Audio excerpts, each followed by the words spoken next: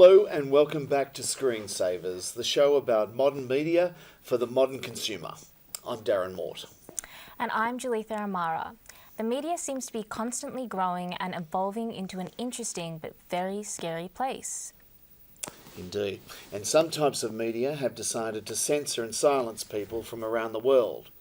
Well, the real question is whether this is morally correct or if it's damaging people's lives. Today we will be diving deeper into censorship throughout the media landscape. We now cut to Duncan with a story about the video sharing platform YouTube and how censorship is making it harder for YouTubers to start up their careers.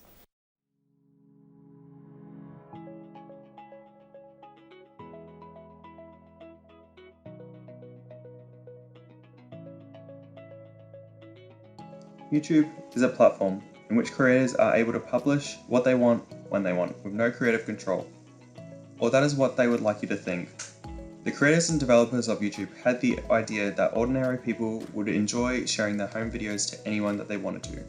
But after being bought by Google in late 2006, it seems things had become a bit more strict or on the books since then. In 2017, advertisers started pulling their adverts away from YouTube after they found out that their adverts were being put onto videos that they didn't want associated with their brand. Videos like promoting terrorism and or slaughter. To help YouTube gain their advertisers back, they started demonetizing videos, removing all advertising privileges off of videos that they deemed inappropriate or broke their guidelines. But is YouTube being too harsh on smaller creators? Is it becoming too hard for creators to gain a profit off of YouTube? Well, here we have an interesting perspective from the YouTuber Luke Adams.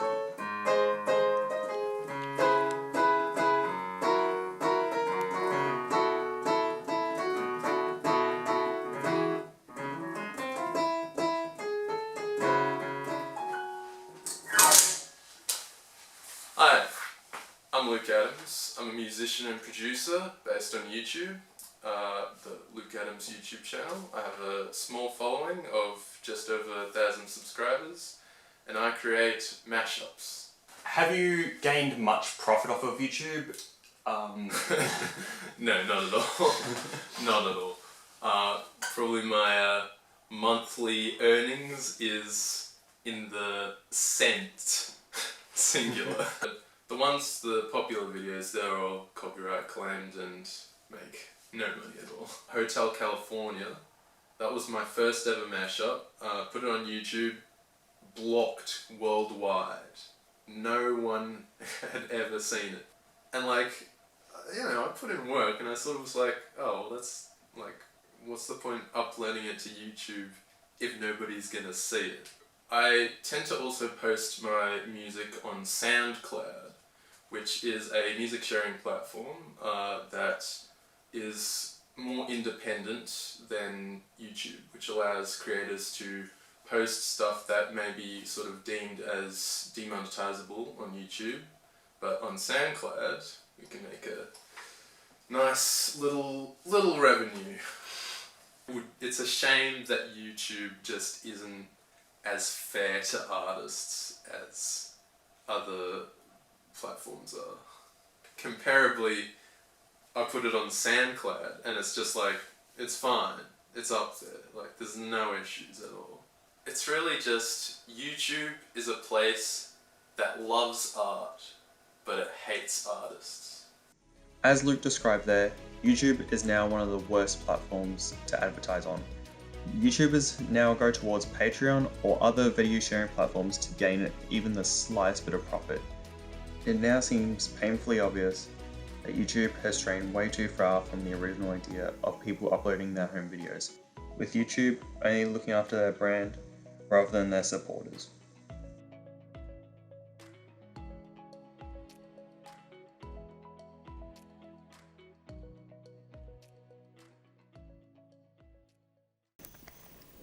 Look, I agree with censorship if it is censoring violence or terrorism or any act of, that's threatening to the community.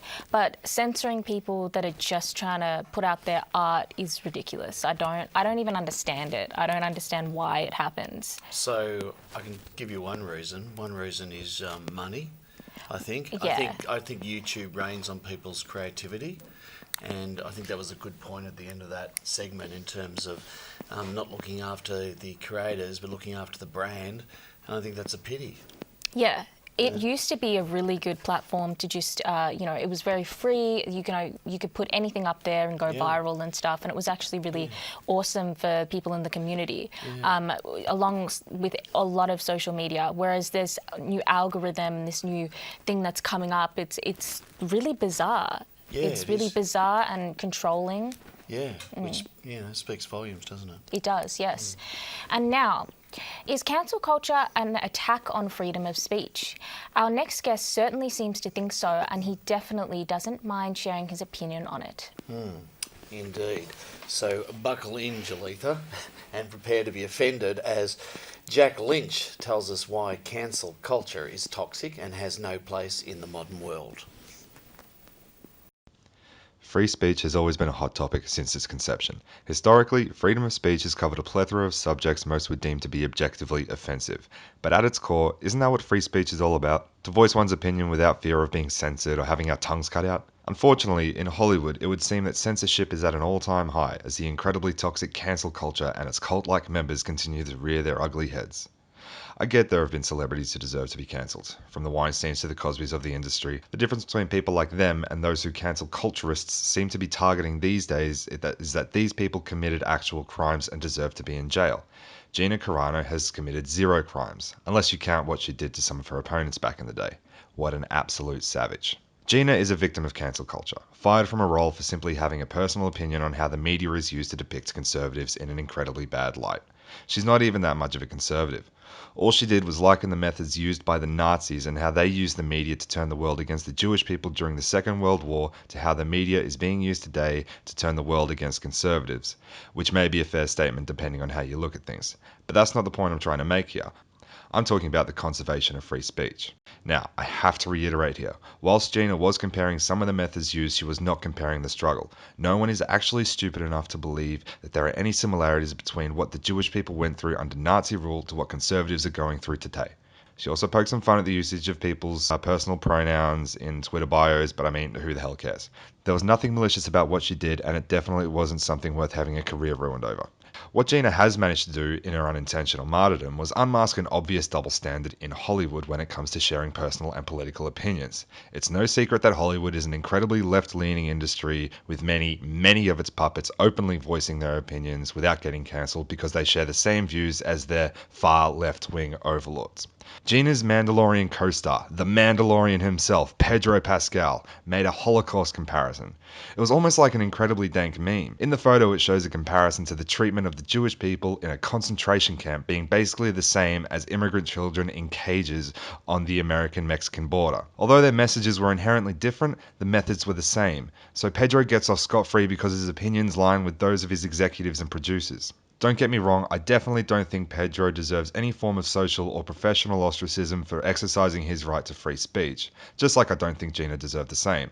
So my question to you, the viewer, is do you think there is an obvious bias and double standard in Hollywood? Is free speech dead, and how dangerous do you think censorship would be in the long run? I'll end on this. Freedom of speech is the most important thing to come out of the Western world, period. America might have messed a lot of things up, but they sure as hell got that bit right. Anyway, I've ranted long enough. Decide for yourself whether or not Gina should have been cancelled. Do your own research and avoid mainstream media. They have an agenda just like everyone else. Peace out, my brothers, sisters, and everyone in between, and fuck censorship. So I don't get it. Why was Gina cancelled? I'm also just as confused. We've I got don't this know. liberal set of people in Hollywood who cancel her. Pedro doesn't suffer the same consequences. Yeah. And maybe it's just something that suited them. So you think it's less of a gender bias and it's more of a political political stance in Hollywood? I think we can park the gender bias. Okay. And we can just talk about the liberal views and what they command and what they think is appropriate and who they think they should target rather than a gender issue. I definitely think it contributes to the issue at some, point. But yes, definitely, Hollywood does have a lot of secrets, and we do know that it is politically fueled, which is a scary thought because this is how much we consume. These are the movies, these are the things that we watch all the time, and we're letting children watch. But maybe we put too much importance on what Hollywood stars have to say. So let's take a jump forward. Imagine living in a society where the world around you has been censored by the government. Well, out of fear of civil unrest, they blanket ideologies from the outside world. Yes, take countries like China and North Korea, for example, who will silence almost anyone, including the media. Here's Luke with his segment on censorship. Kim Jong-un and Xi Jinping, two of the most powerful and dangerous leaders currently living. Despite having different political ideologies, they both have something in common. They both have full control of the media in their country. Censorship in North Korea is ranked among one of the most extreme in the world, with the government being able to take control of nearly all aspects of life. According to rankings of the Press Freedom Index published by Reporters Without Borders, North Korea was listed as the worst from 2002 through 2006 when it came to the freedom of the press. From 2007 through 2016, it was ranked second last. 2017 to 2018 ranked the worst again. Then in 2019 ranked second last. In 2020, North Korea was ranked last again. The North Korean government produced propaganda in many forms, such as in the form of posters, film, and music, making it virtually impossible to escape the propaganda. These forms of propaganda are used to inspire the people of North Korea, worship the Kim dynasty, and follow the Juche ideology. Now, you may be wondering what one has to do in order to become a journalist in North Korea. The process is very strict. In order to become a journalist in North Korea, you must graduate from college. After an ideology review and background check, you are then drafted by the college dean and managers, where you will have a probation period of 4 to 5 years and stationed after an assessment. As a North Korean journalist, it is your job to protect and serve the political party and its leaders. Arguing against the system in North Korea is considered treason and a major violation, which results in heavy penalties, such as being sent to labor camps where prisoners are subjected to harsh conditions. Prisoners are not given any free time when they are done shoveling coal and farming. If they don't meet their quota, they are tortured and locked for many days in special prison cells, which are too small for them to stand up or lie full length in. The majority of content censored by the Chinese government is mainly for political reasons, but also to uphold its control over the population. Any form of media the government doesn't like, that is able to reach a wide audience, is censored. This includes television, radio, film, video games, literature, and more. Even your favorite friendly bear, Pooh, has been banned in China due to people comparing the leader to the character. But the most unbelievable thing that China has banned is a dark day in its history. China has gone so far as to deny what happened on June 4, 1989, the day of the Tiananmen Square massacre. When students blocked the way for soldiers to enter the square, the troops, armed with assault rifles and supplied with tanks, fired at the demonstrators. Afterwards, China released the total number of deaths, claiming only 241 people were killed. However, according to newly released UK documents, it is said that at least 10,000 people were killed during the protests, a far cry from the original death toll. After the massacre, China remained very silent on the topic and censored anything to do with the incident. Calling the massacre a myth, an article published by China Daily, a newspaper owned by the publicity department of the Chinese Communist Party, stated, Tiananmen remains the classic example of the shallowness and bias in most Western media reporting and of governmental black information operations seeking to control those media. China is too important to be a victim of this nonsense.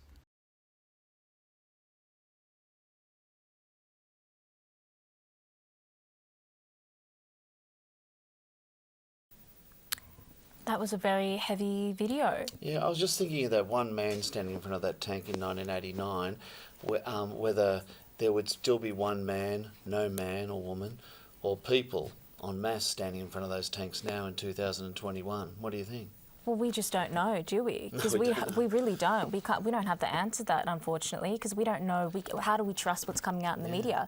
They're covering up all these horrendous acts that are going on.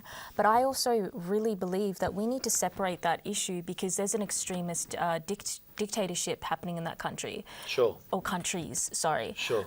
So we really can't trust what's happening in the media. No, and we don't. Yeah, And that's exactly. clearly come out of the COVID virus, hasn't it? Yeah. There's stuff coming out of media, out of China, the media, we simply don't put much value on because we don't know what weight attach to it due to the level of mistrust. Yeah, definitely. true. It's a very scary thought. It is scary. Alrighty, well, on that note, that's all we have time for tonight on Screensavers. Tune in next week for more fucked up stories about the media and the ever-changing industry landscape. Thank you. No, thank you. No, thank you, Darren. And Good night. good night.